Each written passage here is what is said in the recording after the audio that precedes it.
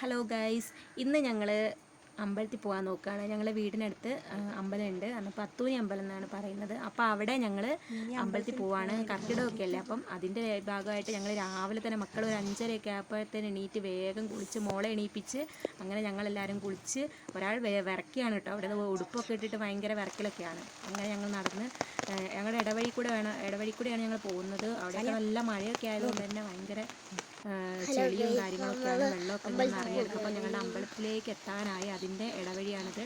അപ്പോൾ ഇവിടെയൊക്കെ നല്ല മോള് പറയുന്നുണ്ട്, അമ്മയെ മേത്ത് വെള്ളമാകുന്നുണ്ട് എന്നൊക്കെ പറയുന്നുണ്ട്.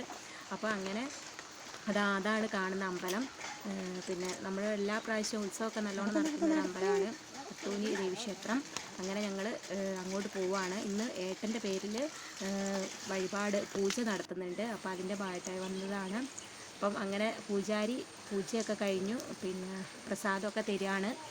അങ്ങനെ മക്കൾ പ്രസാദം മേടിക്കുന്നു. പിന്നെ അങ്ങനെ ഞങ്ങൾ തൊട്ടൊക്കെ കൊടുക്കുകയാണ്. പിന്നെ അതിൻ്റെ ഭാഗമായിട്ട് നമുക്ക് പിന്നെ പാത്രം കയ്യിലുണ്ടല്ലോ കണ്ട. അപ്പം മോളെ കയ്യിൽ പായസം ഇട്ട് തരുമെന്ന്. അപ്പോൾ അതിന് വേണ്ടിയിട്ട് ഞങ്ങൾ ചോറ്റും പാത്രം കൊണ്ടുപോകുന്നതാണ്. അങ്ങനെ അവർ പാത്രമൊക്കെ തരും. അപ്പം കുറച്ച് പേരെ ഉണ്ടായിരുന്നുള്ളൂ, എന്താണെന്നറിയില്ല. എന്നാലും ആൾക്കാരുണ്ടായിരുന്നു. അപ്പോൾ 8 പേരുടെ പൂജയുണ്ടായിരുന്നു, 8 പേർക്ക് പൂജയുണ്ടായിരുന്നു. അപ്പോൾ അവരെല്ലാവരും പാത്രം കൊണ്ടുവന്നിട്ടുണ്ട് പ്രസാദം കൊണ്ടുപോകാൻ വേണ്ടിയിട്ട്. അങ്ങനെ മക്കൾക്കൊക്കെ ഞങ്ങൾ പ്രസാദം തൊട്ട് കൊടുത്തു.